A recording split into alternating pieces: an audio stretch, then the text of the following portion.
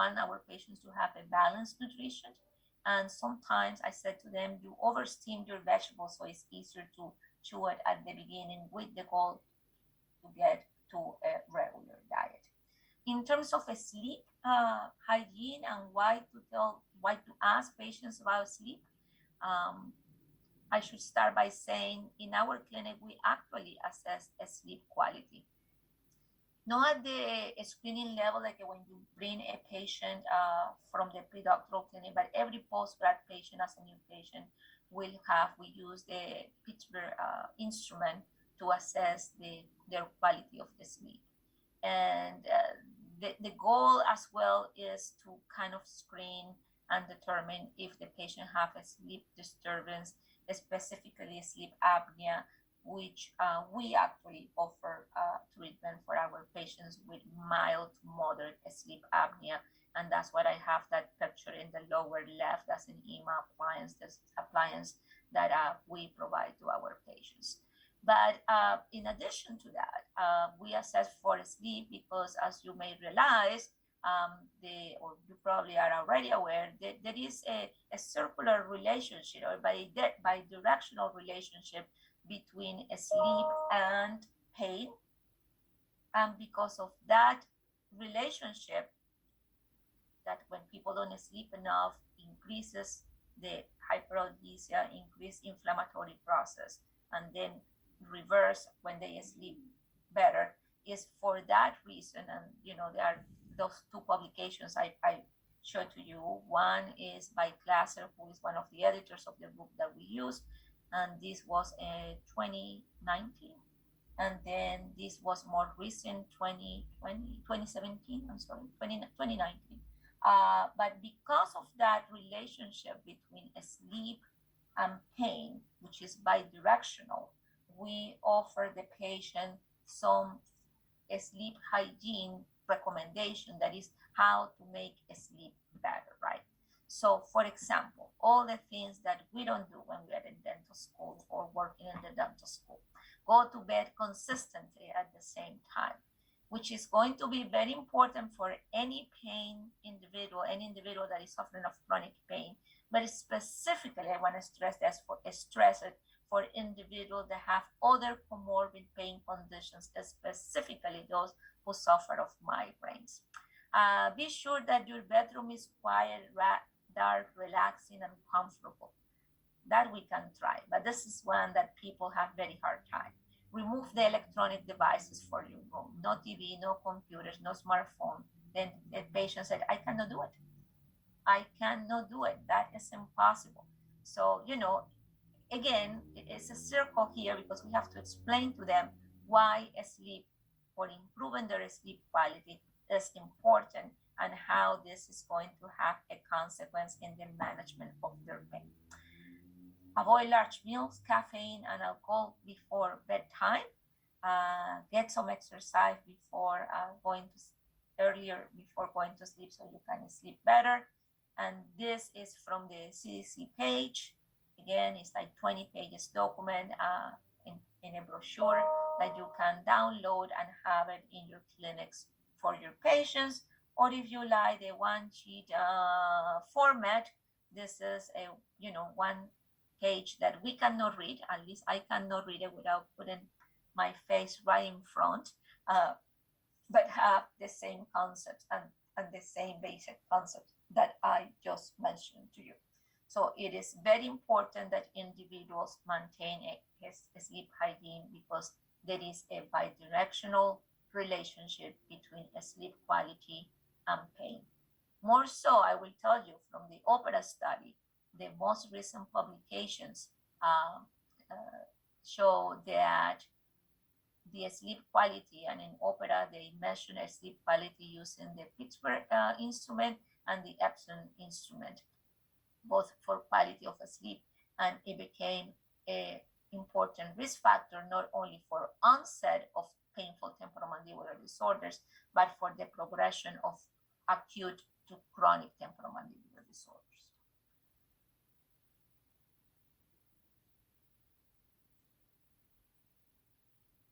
So The importance of education in chronic pain, in the management of chronic pain, I mean, we definitely endorse here, but it has been a topic of interest for other investigators. And, this is an all meta-analysis and systematic review from 2015. But in here, the authors just shows that technically chronic pain management was easier or was in favor of when was better managed when education was part of the package. And this is one of the multiple figures the authors presented.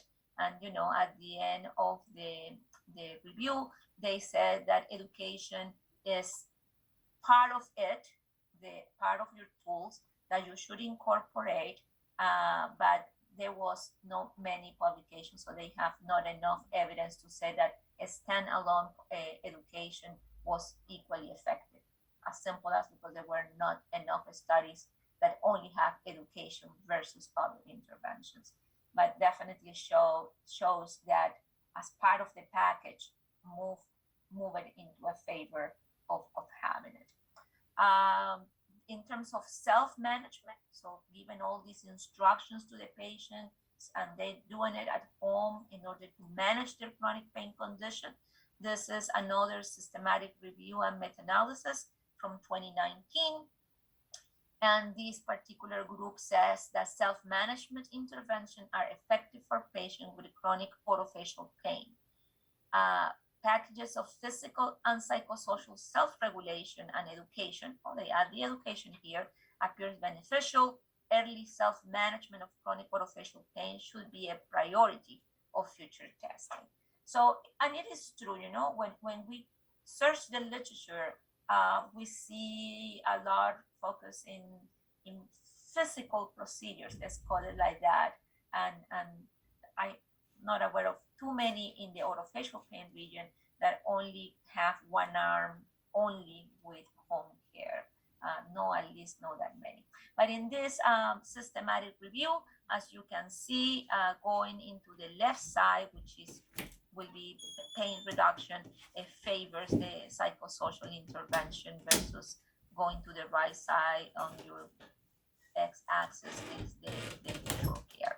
And you can, the intent here is not that you will memorize every single publication that was included in the systematic review, but in fact that the systematic reviews support the idea of using self-management intervention, and that favors the pain reduction.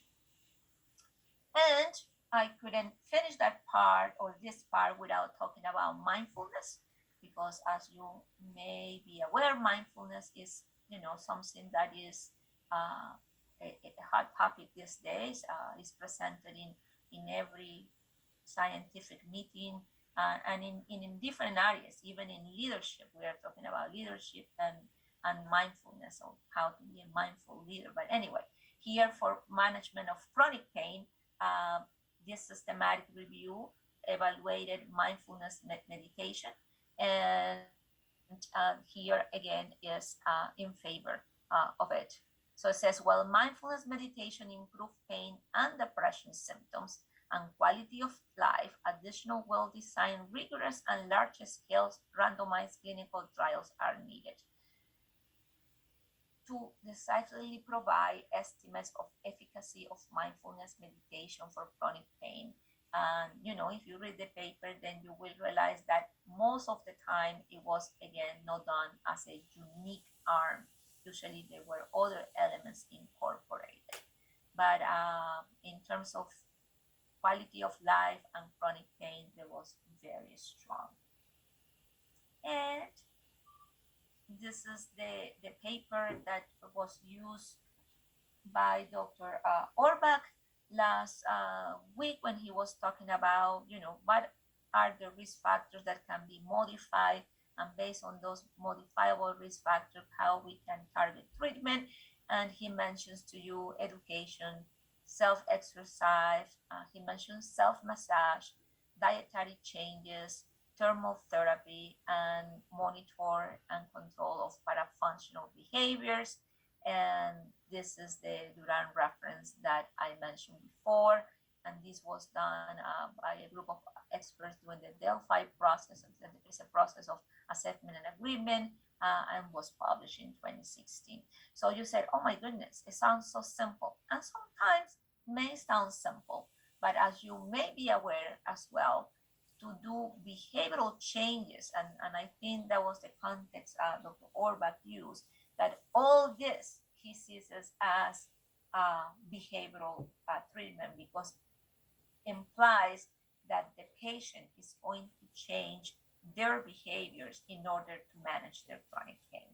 I have called it today home care, but I will say that that home care and all these 5 elements that are described in this particular slide are techniques that we can use as dentists to help our patient improve and manage their chronic pain condition.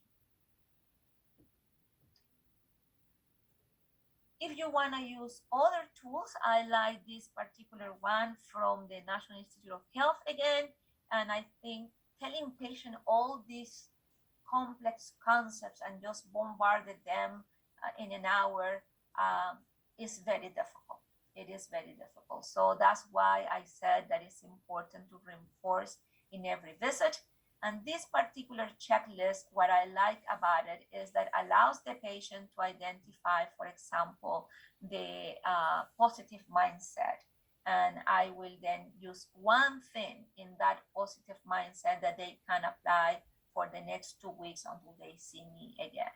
If the main problem is stress, then I will manage in one thing among the 1, 2, 3, 4, 5, 6, 7, 8 items that I can do for the stress reduction. Definitely you have there again quality of sleep, so it must be important.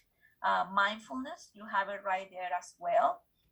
Some of our patients unfortunately need to cope with loss, and it will apply to some of them this particular aspect. It just comes to my mind a very dear patient that has been with us for years, and all her issues, at least the timeline that she can describe, started when she lost her husband, and a lot of her chronic conditions came up based in that loss. So with her, we concentrate in the cope with loss, and obviously we refer her to get a mental health professional to provide more support in that sense. And for those who are depressed or may have some social anxiety problems, we can even talk about strengthening of the social connections, and we may pick some of these activities that they can do, so they can have these 2 sheets as a plan, and they may come back and one day telling me, I know you told me to just do the deep breathing, but in fact, I now register in a class that I take. So sometimes you start and help them and guide them, meaning the patients, and they can improve or do more than what we are asking, and that is a wonderful thing to see with our patients. Any comments with home care at this point? Or from Dr. Croy, if you want to make some remarks? No, I don't have any remarks. Exactly what you call it is probably, well, I will make a remark then. Exactly what you call home care is part of, I think, the acceptance of it. So sometimes I will actually call it home physical therapy, because that puts this extra emphasis on it. And people understand physical therapy. When you go to a physical therapist, you're usually going for a 4 to 6 week period 3 times a day. So it's the repetition that is important. You don't just do it once and you're fixed. So I probably wouldn't feel comfortable calling it behavioral therapy, although that is exactly what it is, because then I'm thinking that my patients don't, what is this? This whole business of why are you bothering to ask me all these questions about depression and all this other thing. So I'm not a psychologist. To me, it makes it easier to put things into very concrete things are called exercises. They're called home care or home physical therapy. And heat and cold is home physical therapy. You get heat and cold when you go to the physical therapist. So, that's just something to think about. Find a term that you're comfortable with explaining to the patient, I think is part of this as well. Patients, now that you mentioned that, I think they are more open to the term home care, home physical therapy, instead of, I'm going to be doing some behavioral therapy. I know this is change on behavior, but I think they are more open to. And I think another thing, in addition to that, it is important as well that if we have an individual that have, a very high rate of chronic pain, high depression, high anxiety, and those questionnaires that we did, start introducing this and from the beginning said, if these home care tools that I'm giving you and teaching you are not enough, we are going then to explore to look for a professional that may help us even further. And I think to say that at the beginning is going to, number one, motivate the patient that they may be able to do it themselves, and number two, introduce the idea that maybe sooner than later, I will be writing a referral for this patient. I think it was much easier when we have our mental health professional in our clinic because there was no referral needed. And, Patty Patty was our last one. And they will enter in the room and say, hi, here I am to help you. And then suddenly they will come to their visits more to be with her than with us. But to send somebody to a mental health provider, I think still the patient have some reluctance to take that road. I think so. I mean, it's not what we would like to see, but I think it's a reality. Yep. Okay. So the next part that I have for you is specifically about physical therapy. And I have expressed this before, but I want to tell you again. So when you have a patient and right now, and you come to the TMD clinic, you do not refer the patient because it becomes part of my patient family, and then I will have to charge the patient post-grad fees. So you actually made the appointment and you come with the patient. Because of your lectures, you pretty much can only come on Friday mornings because you are in class Tuesdays and Thursdays. But that is an outstanding opportunity. Why?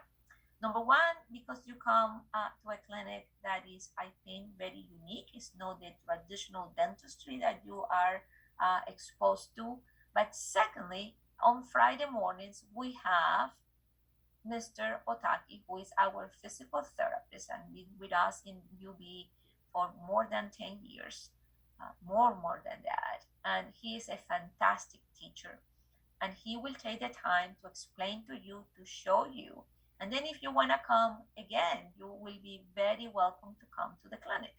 And I always invite guys during the summertime when you have less or more free time to come to the clinic and spend with us on Fridays with Mr. Otaki here, because these techniques are going to be very useful when you are in your private practice, which is just 1 year away. So physical therapy is something your patients will ask you for. They already read the internet, and last week I have one that told me, I know what I need. I need A, B, and C. I already read it. I know that's what you have to do, so do it. So going back, you have to educate your patient because who knows where they read what they read. But physical therapy is very well, exposed out there, and patients know about it.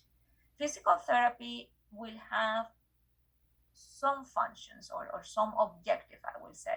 Number one is to alleviate the pain that in the musculoskeletal system may be present, to increase the range of motion, and to some degree to restore the strength, although we don't have any measurements that could say now your that was not strong enough now is stronger. I think for us probably it's the other way around. Maybe they have their masseter and temporalis too strong if parafunction is involved. But definitely increase range of motion and reduce the pain. Now, there are some instruments, and I here just have one picture of one, that they can be purchased upon prescription. Usually these kind of instruments are used after surgical procedures that they can be requested under prescription.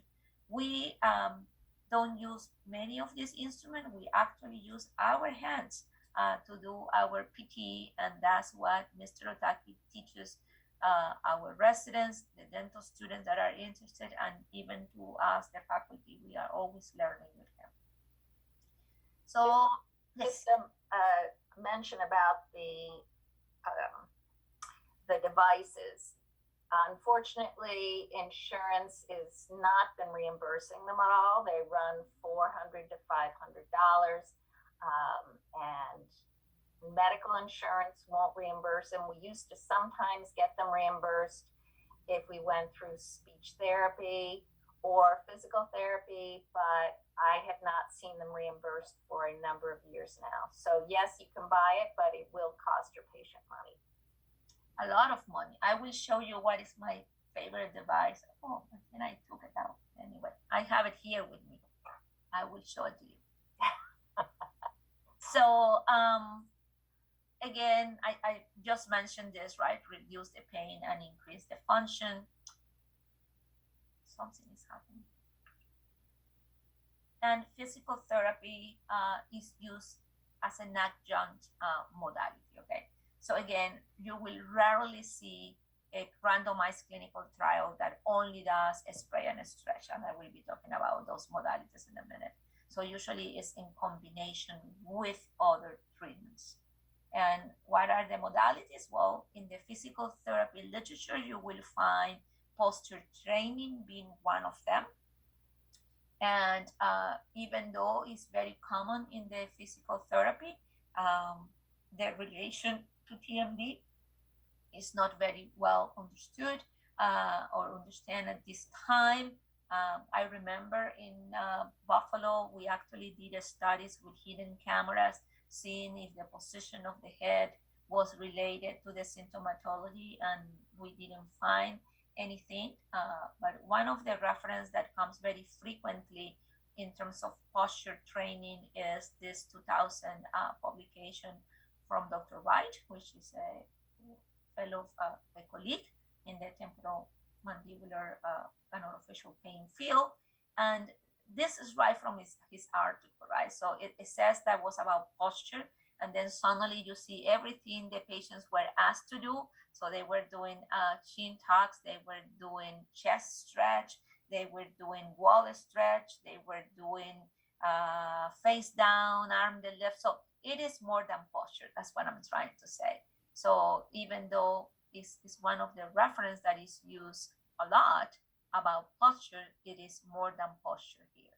But it is no doubt that the cost is, relatively to the benefit, is good, and patients endorse that, and individuals that go through physical therapy, they get a lot of benefits. So it's possible that postural training can be used in combination with other treatments and techniques. In fact, sometimes I see our physical therapists asking them to the patients to improve their posture in general for their well-being. But once again, there is not a particular trial that's saying having the head in the right position is going to improve your TMD symptoms. What is most commonly used are different types of exercises.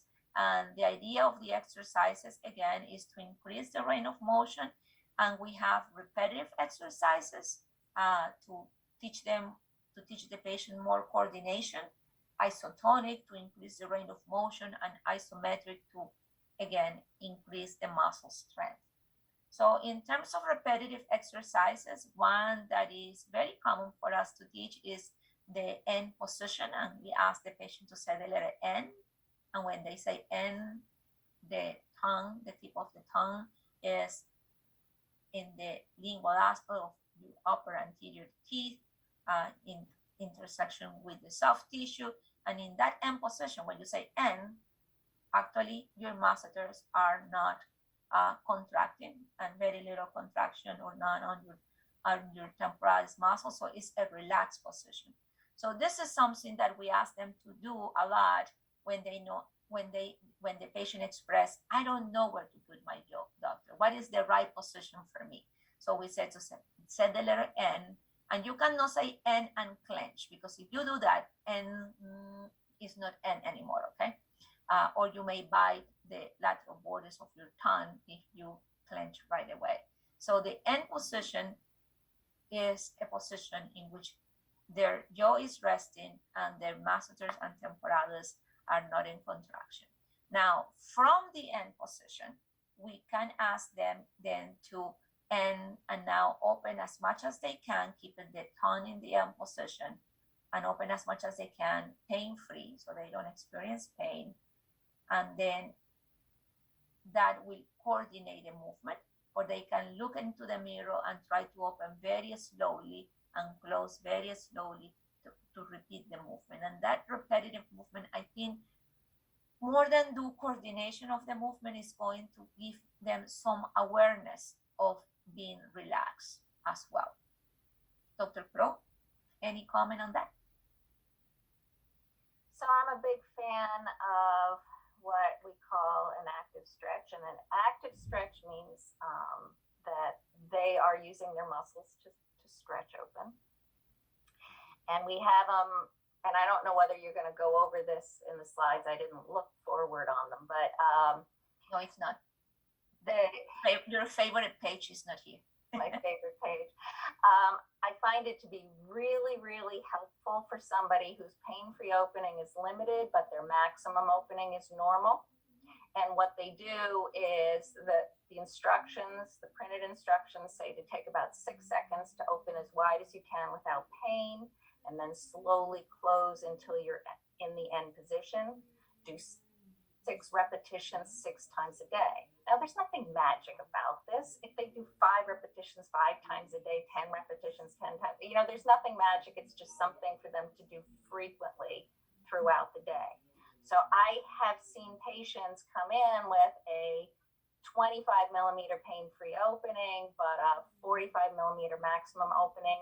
They do this exercise along with, cold and heat and the other home care. They can come back with a pain-free opening of 35 in 2 weeks or 40. So, to me, it's just, it's a wonderful exercise if they're willing to do it. Compliance, cooperation, motivation, but it is, I've seen amazing things with it. So anyone who's got limited pain-free, I give that exercise to them. And it's not only in the, vertical range of motion, but we can add to this the horizontal and protrusive range of motion, in terms of they will move first, and that now we are in the isotonic part, they will move to the right or to the left without having pain, right? So the idea, I think part of that is to break the fear of the movement, because they are in pain and they are afraid that they cannot move their jaw. And by being afraid that they cannot move their jaw, what they do, they guard their jaw, and that will cause a lot of, muscle strain. But once they break that, by saying, I want you to slightly open your mouth and now move your jaw to the left as much as you can without feeling any pain. Hold it there, come back, and let's repeat that 6 times. Then the patient first breaks the fear of movement, and second, now they realize, oh, I can move without pain. And again, they are doing this in combination with the heat and maybe a little bit of cold after doing the movements, right?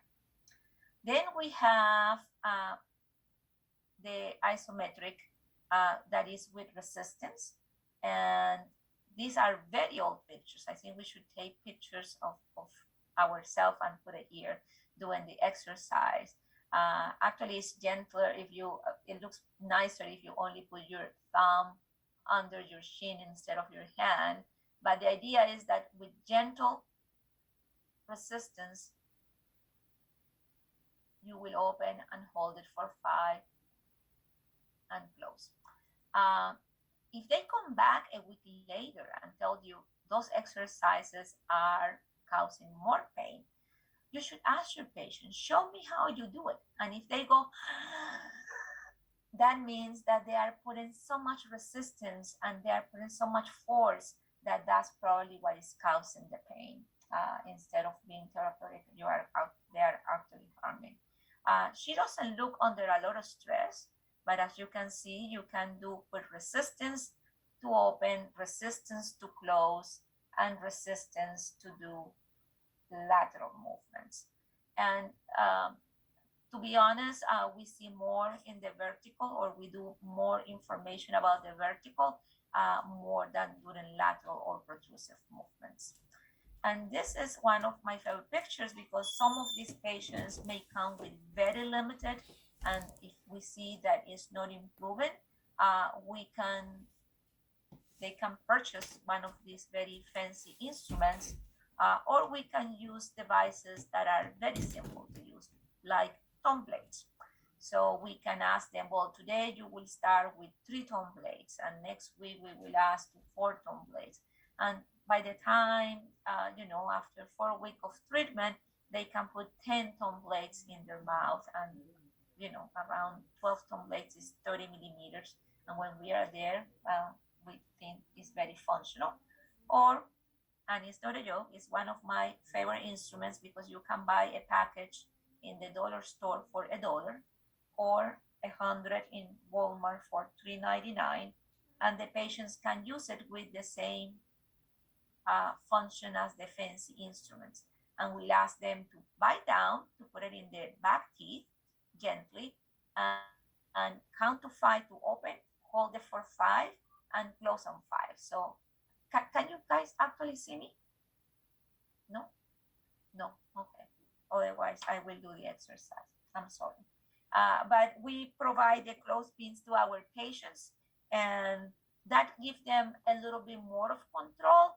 And we tell them, if you do it very fast to do the 10 repetitions or the 5 or 6 repetitions that we prescribe, then the patient is going to come with a lot of pain. If we tell them to do it very slowly, count to 5, hold it in 5, and close on 5, then it's going to be much easier. And now the good part is they do it. The bad part is then they become very hunt in the clothespins, right? They become clothespins lovers because they think they need the clothespin. They could do it without it. And I just have this here because in our collaboration with speech pathology, we have Kelly Richardson was a student that was with us when she was a student. And, some of the speech pathology exercises she incorporated in a small sample of our patient population. And then, the result was that more than a stretching, or equally important than a stretching, was to have the motor control, and the patient feeling that having that motor control will help them to manage their pain condition. So let's see, you have 5 seconds to guess who is the patient in the picture. 1, 2, John, I guess you will represent the class. 3, 4, 5. John didn't do it, so no extra. John, if you recognize the patient, you will have a bonus point for the whole class. Who is the patient? 1, 2, 3. You got it. So class will be very happy with you. And thanks. You're welcome. I think they will love you for that one. Thank you for being awake. The truth is that physical therapy has been evaluated. Physical therapy as a technique alone will be very hard, or specific technique will be very hard to identify in the literature. But in combination with other therapies, it shows that it seems to be very positive effect. And in fact, we have a paper coming out hopefully soon that shows comparing a stretch and a spray alone, appliance alone, and combination, and the combination. Everybody got better, and the combination appears to be the best. As you may realize, I like systematic reviews and meta-analysis, and this is from 2016, and it says that manual therapy in combination, alone or in combination with exercise, had promising effects, and so just keep that in mind. Besides the exercises and the clothespin and all the stuff that we just mentioned to you, there are other physical therapy techniques that you can learn with us here in UB, and that you may read about it. And one of them is a spray and stretch using vapocolin sprays. We particularly use ethyl chloride. And here is Mr. Otaki with his permission, using his picture and with a patient, and doing the stretch activity with his left hand while he is spraying with the right the ethyl chloride. And it has, number one, an anesthetic effect. It's very cold. It's like a winter in a bottle. That's how we introduce it to the patients.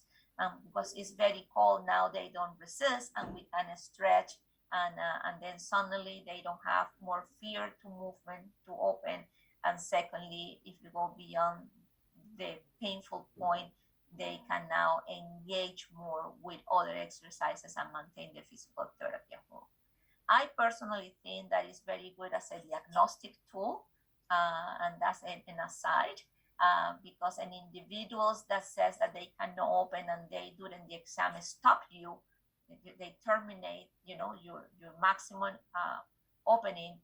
You can spray them with ethyl chloride, and you can go from 20 to 55. You now know that it was a muscular related condition, was the pain what didn't allow them to open, versus an individual that is giving you maximum assisted opening of 20, and now you spray them and try to get more, and you get to 22. So most likely it's not the pain, but maybe an intra-articular condition. Within that battery of things that you can do in physical therapy, you have mobilization. And I refer to one of the previous two slides. The article was about mobilization.